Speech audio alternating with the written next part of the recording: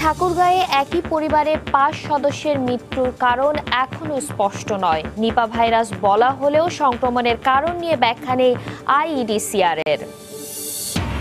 নির্দিষ্ট তাপমাত্রায় রাখা হচ্ছে না ওষুধ, হারাচ্ছে কার্যকারিতা। রাজধানী থেকে মেয়াদ উত্তীর্ণ ও আমদানি নিষিদ্ধ ওষুধ জব্দ, ১৫ লাখ টাকা জরিমানা। ভারতের হৃদরোগ বিশেষজ্ঞ দেবী শেঠির পরামর্শে ওবায়দুল কাদেরকে নেওয়া হলো সিঙ্গাপুর। মাউন্ট এলিজাবেথ হাসপাতালে চিকিৎসা শুরু। আগের মেডিকেল বোর্ড ও জেল কোড অনুযায়ী চলবে বেগম জিয়ার চিকিৎসা, আদেশ হাইকোর্টের। সুযোগ নেই ব্যক্তিগত চিকিৎসক রাখার। এবং স্ক্যানার মেশিনের অভাবে বছরে শত কোটি টাকার রাজস্ব হারাচ্ছে পানগাঁও বন্দর। চট্টগ্রামে বন্দরে বাড়ছে চাপ, সমন্বয়ের কথা জানালেন কর্তৃপক্ষ।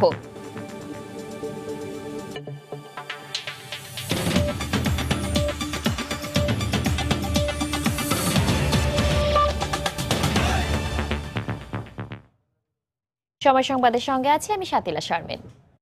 ২০১১ সাল থেকে প্রায় প্রতি বছর নিপা ভাইরাসে আক্রান্ত হয়ে মানুষ মরছে উত্তরাঞ্চলে।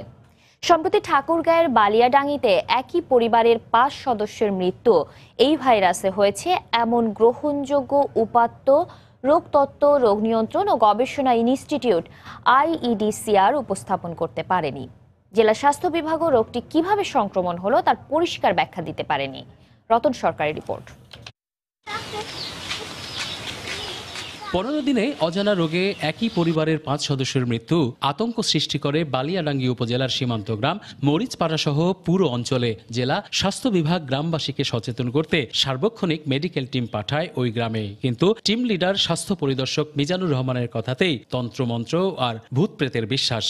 ইনারা যেটা বলতেছে যে এটা কিছুটা কবিরাজ বা মাহাতের ব্যাপারে চলতেছে, সন্দেহ করা যাইতে পারে, কারণ এটা যেহেতু বলতেছে এটা তদন্ত দরকার। ২৫ ফেব্রুয়ারি থেকে ১ মার্চ পর্যন্ত ঘটনাস্থল সহ বিভিন্ন স্থান পরিদর্শন ও নমুনা সংগ্রহ করে রোগতত্ত্ব, রোগ নিয়ন্ত্রণ ও গবেষণা ইনস্টিটিউট আইইডিসিআর এর ৯ সদস্যের দল। রোববার রাতে সংস্থাটি প্রেস রিলিজের মাধ্যমে জানায়, মৃত ৫ জনের মধ্যে একজনের শরীরে নিপা ভাইরাসের অস্তিত্ব পাওয়া গেছে। তবে কিভাবে হয়েছে সেটা জানানো হয়নি। বলা হয়েছে, অসুস্থ রোগীদের কারো শরীরে নিপা ভাইরাস পাওয়া যায়নি। এই ভাইরাস বাদুর ও খেজুর রসের মাধ্যমে সবচেয়ে বেশি সংক্রমিত হয়, তাই কাঁচা রস পান না করার প্রচারণাই চালানো হয়। ঠাকুরগাঁয়ের সিভিল সার্জন সোমবার ব্রিফিং করলেও পরিষ্কার কোনো ধারণা দিতে পারেনি রোগ নিয়ে। স্বাস্থ্য পরিচালকের মতে বড়ই থেকেও এর সংক্রমণ হতে পারে। আসলে আমরা নিজেরাও অনেক ক্ষেত্রে জানতাম না যে নিপা ভাইরাস সঠিক কিভাবে ছড়ায় বা লক্ষণগুলো। এখানে বলা আছে যে লক্ষণ নাও থাকতে পারে।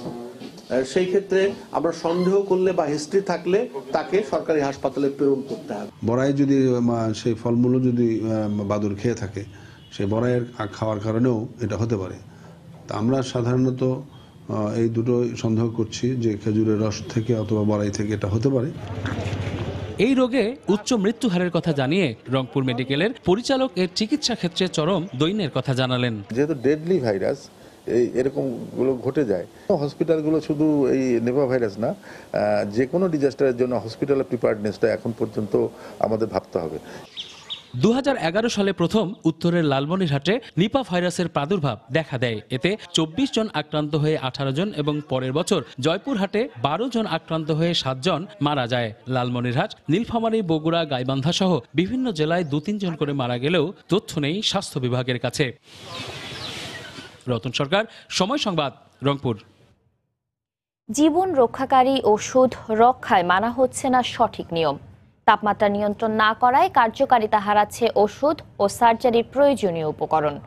গতকাল ঢাকা মেডিকেল কলেজ হাসপাতালের সামনে অভিযান চালিয়ে র্যাবের ভ্রাম্যমাণ আদালত এরকম অনেক ওষুধ জব্দ করে। ছিল মেয়াদ উত্তীর্ণ ও বিদেশ থেকে আমদানি নিষিদ্ধ ওষুধও। অভিযানে 7টি ফার্মেসিকে ১৫ লাখ টাকা জরিমানা করা হয়েছে। যে ওষুধ জীবন রক্ষা করতে পারে সেই একই ওষুধ নকল, মেয়াদোত্তীর্ণ কিংবা নির্দিষ্ট তাপমাত্রায় সংরক্ষণ না করলে কার্যকারিতা হারিয়ে জীবনহানিও ঘটাতে পারে। অথচ দেশের সবচেয়ে বড় হাসপাতাল ঢাকা মেডিকেল কলেজ হাসপাতালের সামনের দোকানগুলোতে র্যাবের অভিযানে বিপুল পরিমাণ মেয়াদোত্তীর্ণ ওষুধ জব্দ করা হয়। সেই সঙ্গে এই অভিযানে র্যাব বেশিরভাগ দোকান থেকে নির্দিষ্ট তাপমাত্রার বদলে সাধারণ তাপমাত্রায় রাখা বিপুল পরিমাণ ওষুধ জব্দ করে। এ সময় নিজেদের ভুলের কথা স্বীকার করেন ওষুধ বিক্রেতারা। আমাদের দেখছে যে কোনো ডেট এক্সপায়ার আছে কিনা, কোনো অবৈধ মাল আছে কিনা, এগুলো দেখছে আছে কিনা। আমাদের কাছে কিছু ইন্ডিয়ান আইটেম পাইছে স্যার। না, অনুমতি নেই স্যার। আসলে বিশেষ করে স্যার ঢাকা মেডিকেল করে লেখে, ওই জন্য টুকুজি প্রয়োজন লেখে। তা আমরা তো ওইগুলো বাংলাদেশে ওইগুলো তৈরি হয় না। ভ্রাম্যমাণ আদালত ও ওষুধ প্রশাসন অধিদপ্তর আগামী 1 মাসের মধ্যে ঢাকা মেডিকেল কলেজের সামনে সব ওষুধের দোকানকে শীতাতপ নিয়ন্ত্রণ ব্যবস্থা চালুর নির্দেশ দেন। যে তাপমাত্রা রাখার কথা সে তাপমাত্রা রাখা হয়নি, এবং যে ওষুধগুলি 2 থেকে 8 ডিগ্রি সেলসিয়াস রাখার কথা সেগুলি বাইরে রাখা হয়েছে, আর যেগুলি বাইরে রাখার কথা 15 থেকে 25 ডিগ্রি সেলসিয়াস সেগুলোকে ফ্রিজিং করা হয়েছে, মানে মাইনাস টেম্পারেচার রেখে দেওয়া হয়েছে। এই দোকানগুলোতে কোনোটাতে কিন্তু কোনো ধরনের এয়ার কন্ডিশনের কোনো ব্যবস্থা নেই। সুতরাং আমরা এদেরকে বলে দিচ্ছি যে আগামী 1 মাসের মধ্যে অবশ্যই প্রত্যেকের দোকানে এয়ার কন্ডিশনের ব্যবস্থা করতে হবে, কারণ ওষুধ 25 ডিগ্রি সেলসিয়াসের উপরে গেলেই তার কার্যকারিতা নষ্ট হয়ে যাচ্ছে। র্যাব জানায়, জীবন রক্ষাকারী ওষুধের বদলে নকল, ভেজাল ও মেয়াদোত্তীর্ণ এই সব ওষুধের বিরুদ্ধে র্যাবের ভ্রাম্যমাণ আদালতের অভিযান চলমান থাকবে। শফিক মোহাম্মদ, সময় সংবাদ, ঢাকা। রাজধানীর বছিলায় হাইক্কার খালে অবৈধ দখল উচ্ছেদে অভিযান চালাচ্ছে বিআইডব্লিউটি এর ভ্রাম্যমাণ আদালত। সেখানে আছেন রিপোর্টার মাহমুদ রাকিব। সরাসরি চলে যাচ্ছি তার কাছে। রাকিব। হ্যাঁ শাতিল, আপনি জানেন যে ঢাকার চারপাশের নদী দখল মুক্ত করবার যে প্রথম পর্যায়ের অভিযান শেষে 12 দিনের বিরতি দিয়ে আজ আবার দ্বিতীয় পর্যায় শুরু হয়েছে। এখন থেকে প্রায় 25 মিনিট আগে অভিযান শুরু হয়েছে। আপনি দেখছেন এই মুহূর্তে মোহাম্মদপুরের যে বছিলা এলাকা রয়েছে, সেই বছিলা এলাকার বুড়িগঙ্গা নদীর পাড়ে যেসব অবৈধ স্থাপনা আছে সেগুলো কিন্তু এই মুহূর্তে আপনি দেখছেন উচ্ছেদ করা হচ্ছে। নদীর জায়গা দখল করে যেসব ভবন করেছেন অবৈধ দখলদাররা, তেমন একটি ভবন আমরা এই মুহূর্তে আছি একদম ঠিক বছিলা ব্রিজের, যদি বলি আমরা ঠিক নিচে রয়েছে। এখানে আপনি দেখছেন একটি 3তলা ভবন ভেঙে দেওয়া হচ্ছে। এবং আপনি জানেন যে গতকাল কিন্তু এই সব এলাকা পরিদর্শন করেছেন নৌপরিবহন সচিব আব্দুল সামাদ সহ বিআইডব্লিউটি এর সমস্ত বিভাগের ঊর্ধ্বতন কর্মকর্তারা এবং বুয়েট, এমআইএসটির যারা বিশেষজ্ঞ রয়েছেন তারা কিন্তু এসে এসব এলাকা পরিদর্শন করে কি কি করতে হবে, কিভাবে করতে হবে সেগুলো কিন্তু দেখিয়ে দিয়ে গিয়েছেন। তা আমরা কিন্তু এখন দেখাচ্ছি আপনাকে এই যে এখানে ইতিমধ্যে সকাল থেকে প্রায় 6 থেকে 7টি ভবন কিন্তু স্থাপনা করা উচ্ছেদ করা হয়েছে। তা আপনি দেখছেন যে এখানে একটি 3তলা ভবন আগেই উচ্ছেদ হয়েছে, তার পাশে বেশ কয়েকটি কাঁচা পাকা ভবন উচ্ছেদ করছে। এবং ঠিক আমাদের সামনে যে এক্সকাভেটর রয়েছে সেই এক্সকাভেটর দিয়ে একটি সাদা রঙের যে 3তলা স্থাপনা রয়েছে সেটি কিন্তু এই মুহূর্তে উচ্ছেদ করা হচ্ছে। এবং বারবারই যে বিষয়টি বলা হচ্ছে যে এখানকার যারা মানুষ রয়েছেন, বিশেষ করে যে মোহাম্মদপুর, কামরাঙ্গীরচর, বছিলা, এর পরে রয়েছে ওদিকে ঢাকা উদ্যান, চন্দ্রিমা উদ্যান, এই সব এলাকাতেই কিন্তু এমন শত শত অবৈধ স্থাপনা রয়েছে যেগুলো কিনা একসময় প্রবাহমান নদী ছিল, সেই নদীর জায়গা দখল করে কিংবা ভরাট করে এসব স্থাপনা করা হয়েছে। তো একইভাবে কিন্তু ঠিক আমরা যে বাসটিতে রয়েছি মোহাম্মদপুরের ঠিক অপর পাশে, অর্থাৎ বুড়িগঙ্গার ঠিক অপর পাশে কেরানীগঞ্জ, সেখানেও কিন্তু অসংখ্য অবৈধ স্থাপনা রয়েছে। এবং সেখানে একটি আপনি জানেন যে বিদ্যুতের অফিস রয়েছে। তো এই সবগুলো কিন্তু ইতিমধ্যেই চিহ্নিত করা হয়েছে এবং সেখানে আরো কয়েকটি হাউজিং প্রকল্প রয়েছে। ইতিমধ্যে আপনি জানেন যে বছিলাতে একটি নামকরা বড় হাউজিং, যেটি আমিন মোমেন হাউজিং, সেটি কিন্তু ইতিমধ্যে চিহ্নিত করা হয়েছে, সেটিকে ইতিমধ্যেই উচ্ছেদ অভিযান চালানো হয়েছে। তো এই সবকিছু মিলিয়ে কিন্তু এই এলাকার অসংখ্য ভবন, অসংখ্য স্থাপনা কিন্তু এমন চিহ্নিত রয়েছে যেগুলো ধীরে ধীরে উচ্ছেদ করে পুরো বুড়িগঙ্গা, তুরাগ, বালু, এই যে ঢাকা শহরের চারপাশে 4টি নদী সহ অসংখ্য নদী রয়েছে, এগুলোর প্রবাহ ফিরিয়ে আনা হবে। এবং এর দুপাশ জুড়ে ওয়াকওয়ে, জেটি, ইকো পার্ক সহ নানান পরিবেশ বান্ধব স্থাপনা করার জন্য ইতিমধ্যে আপনি জানেন যে প্রায় 850 কোটি টাকার একটি প্রকল্প পাস হয়েছে। তো সব মিলিয়ে এই উচ্ছেদ অভিযান চলছে, এটি দেখা যাক কতক্ষণ পর্যন্ত চলে এবং আজ আরো কি কি স্থাপনা উচ্ছেদ করে আমরা পরবর্তীতে আপনাকে আবারও সে খবর জানিয়ে দেবো। তো মোটামুটি আমার কাছে এই ছিল সবশেষ খবর। সাথীলা।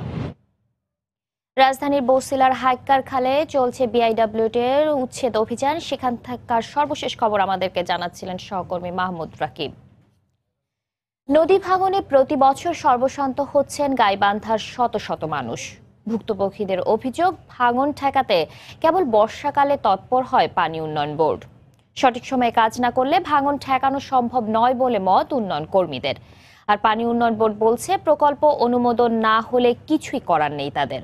আতাউর হক সাগরের ক্যামেরায় গাইবান্ধা থেকে আরও জানাচ্ছেন হেদায়েতুল ইসলাম বাবু। এভাবেই চোখের পলকে ব্রহ্মপুত্র নদের গর্ভে হারিয়ে যায় শিক্ষা প্রতিষ্ঠান, বাড়িঘর, গাছপালা, রাস্তাঘাট। অদৃশ্য হয়ে যায় চিরচেনা গ্রাম। বাস্তবিকতা হারিয়ে দীর্ঘদিনের সামাজিক বন্ধন ছিন্ন করে দিক বিদিক ছড়িয়ে পড়ে অসহায় মানুষগুলো। গরিবের ঝুপড়িঘর থেকে শুরু করে ধনীদের ইটকাট পাথরের তৈরি এমন দালান কোঠা পর্যন্ত রক্ষা পায়নি ব্রহ্মপুত্র নদের ভয়াল ছবল থেকে।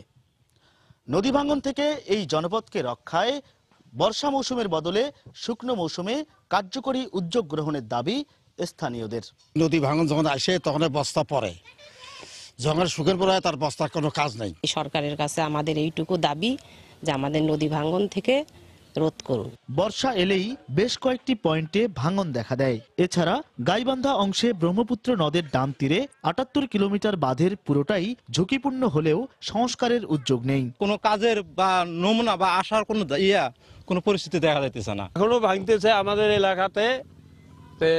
এলাকাতে কোনো বাজেট নেই, কোনো কাজ নেই। গণ উন্নয়ন কেন্দ্রের তথ্য মতে নদী ভাঙনে গাইবান্ধা সহ উত্তরের 4 জেলা থেকে গত 10 বছরে প্রায় 4 লাখ মানুষ এলাকা ছেড়েছে। এ অবস্থায় ভাঙন প্রতিরোধে সঠিক সময়ে কাজ শুরুর দাবি উন্নয়ন কর্মীদের। বিশেষজ্ঞগণকেই বের করতে হবে যে আমাদের কাজের উপযুক্ত সময় কোনটি, যাতে করে অর্থের অপচয় না হয়। তবে পানি উন্নয়ন বোর্ড বলছে প্রকল্প অনুমোদন না হলে কিছুই করার নেই তাদের। প্রজেক্ট পাস ছাড়া শুকনো মৌসুমে কাজ করা যায় না। গাইবান্ধার 4 উপজেলার 25টি মৌজা ভাঙন প্রবণ। তার মধ্যে সদরের বাগুরিয়া থেকে ফুলছড়ির গণকবর পর্যন্ত 4টি পয়েন্টে ভাঙন প্রতিরোধে গেল বছরের জুনে প্রায় 300 কোটি টাকার একটি প্রকল্প উদ্বোধন হলেও এখনো ব্লক তৈরি শেষ হয়নি। হেদায়েতুল ইসলাম বাবু, সময় সংবাদ, গাইবান্ধা। সময় সংবাদে আরও থাকছে। যশোরে নিখোঁজের একদিন পর মিলল বস্তাবন্দি 8 বছরের শিশুর লাশ। ধর্ষণের পর হত্যা অভিযোগ এলাকাবাসীর, সর্বোচ্চ শাস্তি দাবি।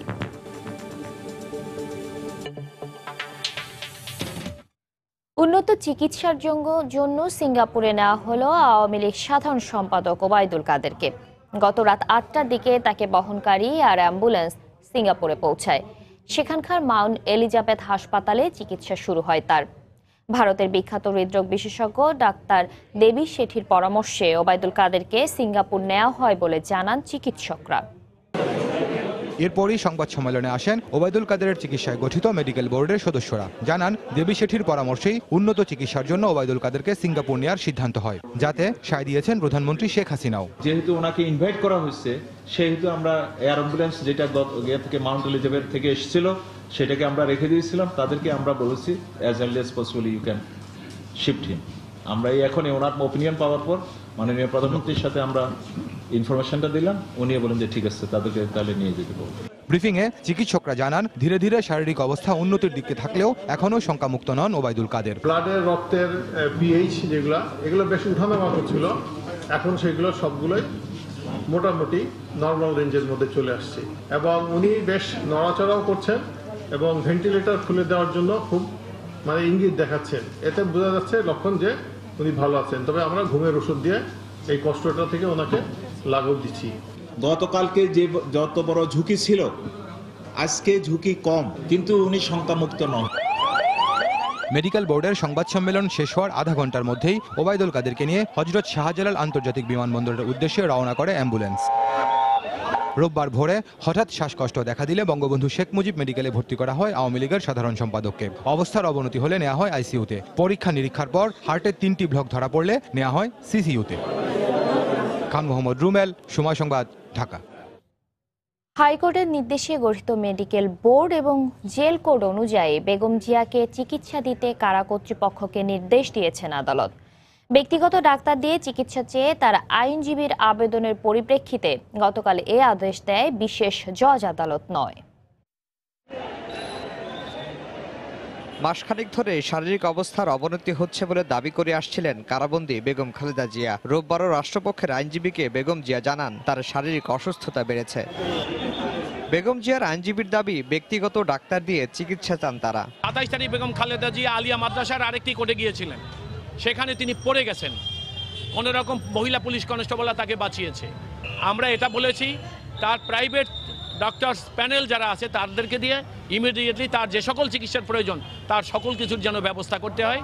তবে সোমবার এক আদেশে আদালত বলেন ব্যক্তিগত ডাক্তার দিয়ে চিকিৎসা দেওয়ার কোনো সুযোগ নেই। উচ্চ আদালতের নির্দেশনা এবং জেল কোড অনুযায়ী বেগম জিয়ার চিকিৎসা দিতে কারা কর্তৃপক্ষকে নির্দেশ দেন আদালত। মেডিকেল বোর্ড বেগম খালেদা জিয়াকে পরীক্ষা করেছেন, তারা একটা মতামত দিয়েছেন এবং জেল কোডের বিধান অনুসারে এবং মাননীয় উচ্চতর আদালতের যে নির্দেশ আছে সেই অনুসারে বঙ্গবন্ধু মেডিকেল বিশ্ববিদ্যালয়ে তারা চিকিৎসা চেয়েছেন। আমরা বলেছি জেল কোডের বিধান অনুসারে যতটুকু চিকিৎসা দেওয়া যায় আমাদের কোনো আপত্তি নেই।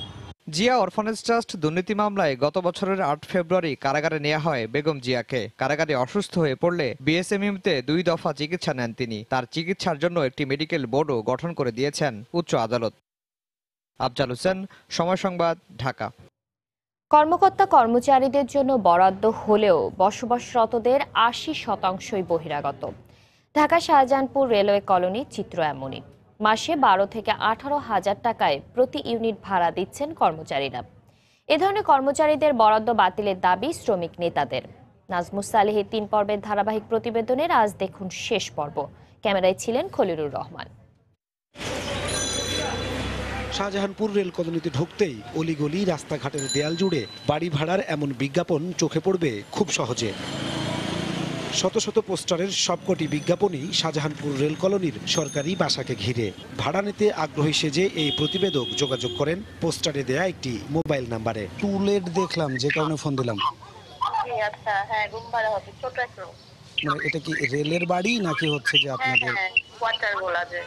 ঠিকানা মতো বি ব্লকের 32 নম্বর বাসায় গিয়ে দেখা যায় বসবাসকারী একজন বহিরাগত। বাসাটি তিনিও ভাড়া নিয়েছেন আরেক ভাড়াটিয়ার কাছ থেকে।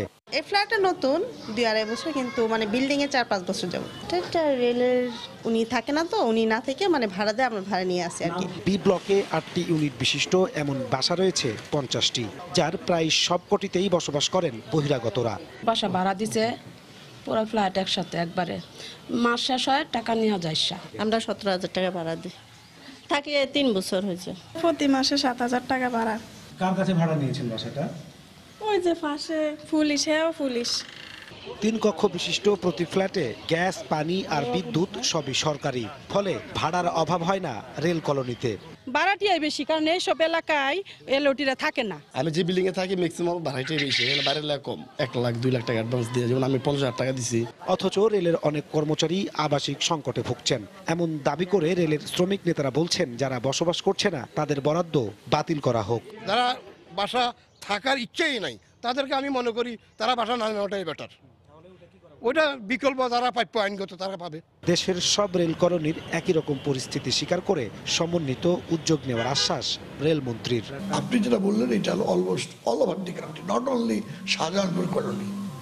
রেলের সম্পত্তি যাতে রেল সঠিকভাবে ব্যবহার করতে পারে তার পরিকল্পনা এবং ব্যবস্থা নিয়ে আমরা আগাবো। দক্ষিণ শাহজাহানপুরে 25 একর জায়গা নিয়ে গড়ে ওঠা কলোনিতে 4 তলা ভবন রয়েছে 108টি।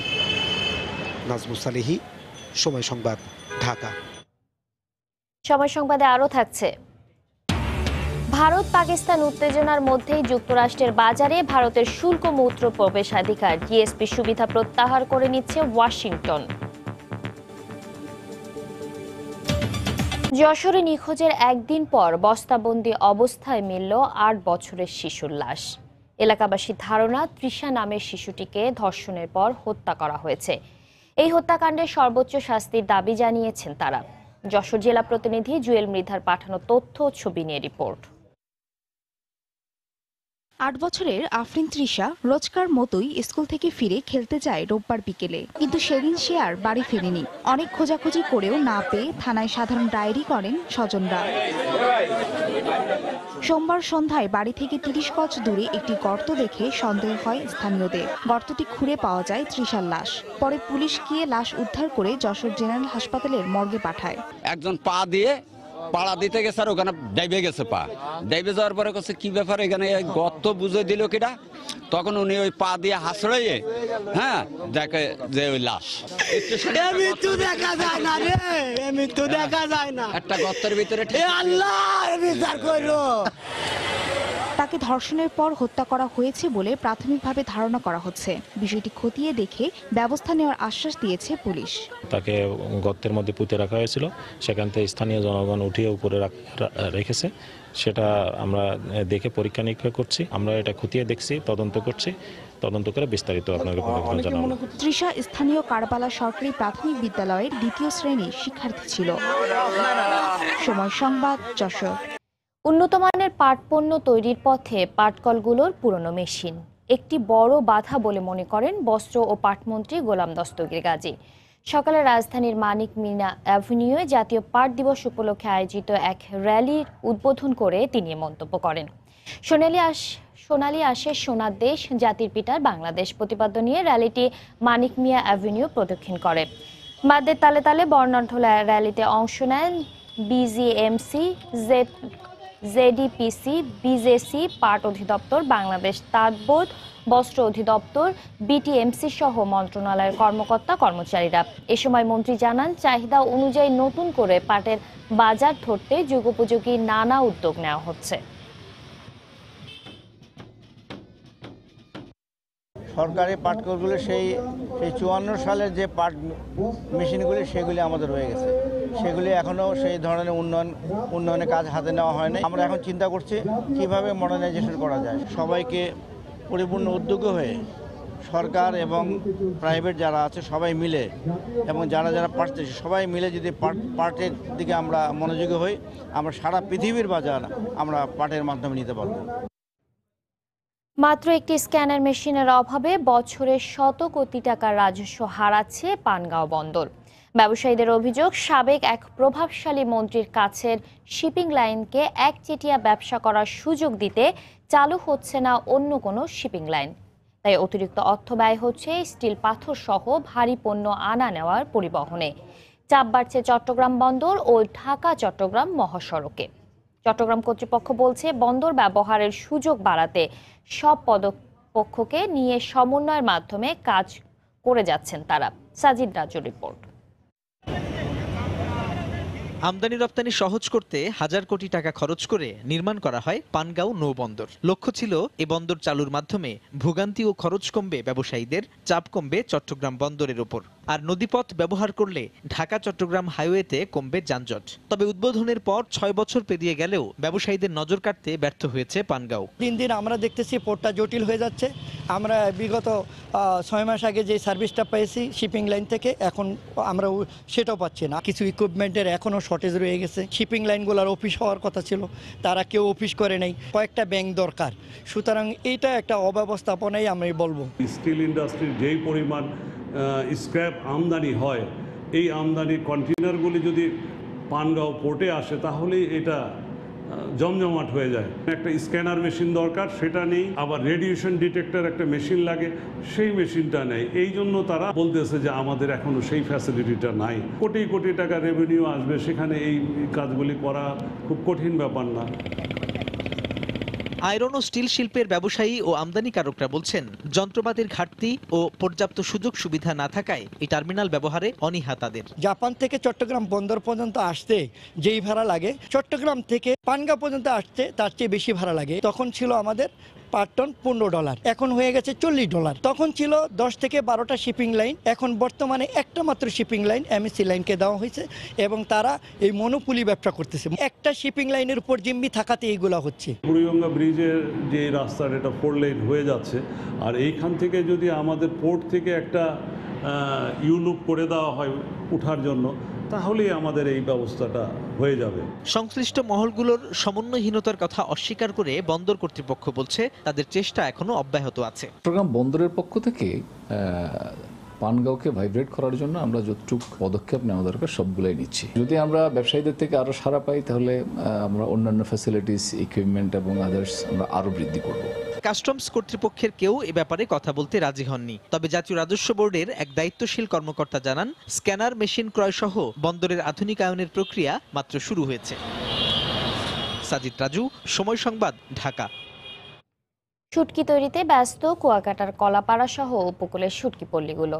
রাসায়নিক মুক্ত হওয়ায় দেশ বিদেশেও রয়েছে এসব শুটকির চাহিদা, কিন্তু প্রক্রিয়াজাত করার জন্য স্থায়ী জায়গা নেই ব্যবসায়ীদের। পাশাপাশি মাছের দাম বাড়ায় আশানুরূপ দর না পাওয়ার অভিযোগ রয়েছে। শুটকিপল্লীর সমস্যার স্থায়ী সমাধানের আশ্বাস দিয়েছেন জেলা মৎস্য কর্মকর্তা। পটুয়াখালী প্রতিনিধি মোহাম্মদ মনির হোসেন বাদলের তথ্য, সুজন দামের ছবি নিয়ে রিপোর্ট। দেশের অন্যতম শুটকি উৎপাদন কেন্দ্র সমুদ্র সৈকত কুয়াকাটা। সৈকতের 0 পয়েন্ট থেকে প্রায় 5 কিলোমিটার পশ্চিমে বিস্তীর্ণ এলাকা জুড়ে শুটকি প্রক্রিয়াজাত করা হয়। জেলেরা সমুদ্র থেকে 20 থেকে 22 প্রজাতির মাছ আহরণ করে পানিতে পরিষ্কার করে কিছুটা লবণ মাখিয়ে ফরমালিন ও রাসায়নিক পদার্থের প্রয়োগ ছাড়াই রোদে শুকিয়ে প্রস্তুত করেন শুটকি। এখানকার উৎপাদিত শুটকি দেশ বিদেশ থেকে আসা পর্যটকদের নজর কাড়ে। ভালো এবং কেমিক্যাল মুক্ত শুটকি পাওয়া যায় এখানে এবং খুবই মানসম্মত। সব ধরনের শুটকি পাওয়া যায় আর দামও ক্রয় ক্ষমতার মধ্যে। শুটকি খুব চাহিদা, এটা মানসম্মত, শুকানো হয়, এটা ধুইয়া কোনো কেমিক্যাল ব্যবহার করা হয় না। তবে শুটকি প্রক্রিয়াজাতের জন্য স্থায়ী কোনো স্থান না থাকায় সমুদ্রের পাড়ে গড়ে উঠেছে শুটকিপল্লী। এতে জলদস্যুদের উপদ্রবে মাছের যোগান কমে যাওয়া ও মাছের দাম বৃদ্ধির কারণে সঠিক বাজার দর পাচ্ছেন না শুটকি ব্যবসায়ীরা। ফলে দিন দিন কমছে শুটকিপল্লীর সংখ্যা। আগে কুয়াকাটায় 10 থেকে 12টি শুটকিপল্লী থাকলেও এখন আছে মাত্র 3টি। শুটকি পল্লীগুলো বাঁচাতে সরকারের হস্তক্ষেপ কামনা করেছেন জেলে ও ব্যবসায়ীরা। বর্তমানে যে মাছটা কেনা লাগতে আছে এটা মনে করেন অনেক বেশি টাকা দাম পড়তেছে আগের চাইতে, তার বিনিময়ে মনে করেন একদম সীমিত ব্যবসা হইতে আছে। জেলেদেরা ধরতে পারতেছে না, জেলেদেরকে ধরতে গেলে এদের আপনার জলদস্যুর কারণে এরা অনেক মাছ ধরতে গেলে ধরিয়া আটকাই নিয়ে সুন্দরবনে রাখিয়ে দেয়। অবশ্য শুটকি প্রক্রিয়াজাতের সমস্যাগুলো স্থায়ীভাবে সমাধানের কথা জানালেন মৎস্য কর্মকর্তা। এই বিষয়ে স্থায়ী সমাধানের জন্য জেলা প্রশাসক মহোদয়, এখানে মেয়র আছে, তাদের সাথে আমি আলাপ করে সমাধানের চেষ্টা করব। কলাপাড়া উপজেলার শুটকি পল্লীতে গত বছর প্রায় 200 মেট্রিক টন শুটকি উৎপাদিত হয়। আর শুটকি ব্যবসার সঙ্গে জড়িত রয়েছেন 500 পরিবারের প্রায় 2000 মানুষ। সময় সংবাদ, পটুয়াখালী। খেলার খবর।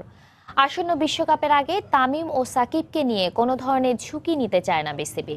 ইনজুরির কারণে হ্যামিল্টন টেস্টে খেলতে পারেননি মুশফিক। তবে ফিজিওদের কাছ থেকে সবুজ সংকেত পেলে ওয়েলিংটন টেস্টে খেলতে তার কোনো বাধা নেই বলে জানিয়েছেন বোর্ড সভাপতি নাজমুল হাসান পাপন। আর ফিট হয়ে উঠলে তৃতীয় টেস্টে দেখা যেতে পারে সাকিবকে। তবে সবকিছুর আগে তাদের সুস্থতা জরুরি বলেও জানান তিনি। এদিকে এখন থেকে প্রতি বছর নিয়মিত ডিপিএল টি20 আয়োজন করা হবে বলে নিশ্চিত করেছেন পাপন। মুশফিকের সাথে আমার কথা হচ্ছে, আজকে জিমে গেছে, ফিজিওরা সবাই যদি ওকে করে তাহলে তুমি সেকেন্ড টেস্ট খেলতে পারো, তার ছাড়া না। সাকিবের যেটা হয়েছে আরো 7 দিনের রেস্ট দিয়েছে, কাজে ডেফিনেটলি এটা বড় কথা। আমি মনে করি এই থার্ড টেস্টটাও যে ওর জন্য খেলতেই হবে এমন কিছু না, কারণ সামনে ওয়ার্ল্ড কাপ। ওর যদি সমস্যা থাকে আমরা চাই সম্পূর্ণ সুস্থ হয়ে তারপর সে খেলায় ফেরত আসুক। আমরা কোনো ধরনের রিস্ক নিতে চাই। ন্যাশনাল টিমের প্লেয়াররা থাকুক বা না থাকুক, এইটা আমাদের ডোমেস্টিক ক্রিকেট, এটা হবেই। যেহেতু এটার সাথে এখন আর ন্যাশনাল টিমের প্লেয়ারদের থাকা না থাকার কোনো বাধ্যবাধকতা নাই, সেই জন্য আমি মনে প্রাণে বিশ্বাস করি এটা এখন চালু হয়েছে এবং এখন থেকে এটা থাকবে। এ পর্যায়ে শীর্ষ সংবাদ জানিয়ে দিচ্ছে আরেকবার।